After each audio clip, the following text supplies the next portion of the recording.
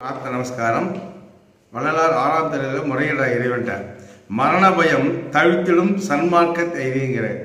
மரணம் எப்பொழுது வரும்? மூச்சு முடிஞ்சவுடன் நம்மளோட ஆத்மா மூளையில் கொஞ்சம் எண்ணெய் இழுத்து உடம்புடைய வெளியே வருது. அந்த மூளையில் கொஞ்சம் எண்ணெய் பகுதி நம்ம அடுத்த பிறப்படுத்தணும். இது பிறப்போட ரகசியம்.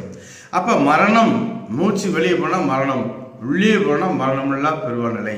இது இல்லாமல் நம்மளை சாவை தேடி வருது, நம்ம சாவை தேடி போகிறோம். இது இல்லாமல் யமன் வருவது, மரண பயம், யமன் வருவதை தடுக்கக்கூடியது ஆதி நம்ம உடம்புல 6 கவசம் இருக்கு.